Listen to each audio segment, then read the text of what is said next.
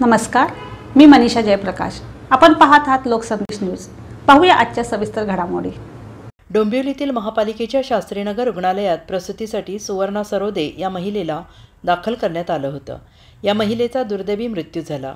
नातेवाईक गेल्या 30 तासांपासून हॉस्पिटल परिसरामध्ये ठिय्या मांडून बसले आहेत आणि त्यांची एकच मागणी आहे की डॉक्टरांनी ऑपरेशनसाठी परवानगी घेतली शिवाय या महिलेचं ऑपरेशन केलं आहे, त्यामुळे आधी डॉक्टरवर गुन्हा दाखल करा, नंतर पुढची प्रक्रिया करा, त्याशिवाय आम्ही हॉस्पिटलमधून जाणार नाही, महिलेचा मृतदेह घेणार नाही। सर नमस्कार। याच्यासाठी ॲक्च्युली मी पूर्ण कल्पना तुम्हाला आता या परिस्थितीत देऊ शकत नाही, जोपर्यंत पूर्णपणे म्हणजे आमची मेडिकल लीगल कमिटी घेऊन डिसिजन घेत नाही व पोलीस कारवाई होत नाही आणि प्रशासकीय फोरेन्सिक तज्ञांकडून जोपर्यंत एक्सपर्ट पोस्टमार्टम जे होत नाही तोपर्यंत हे सांगता येणार नाही। गुरुवारी आहे तर इथे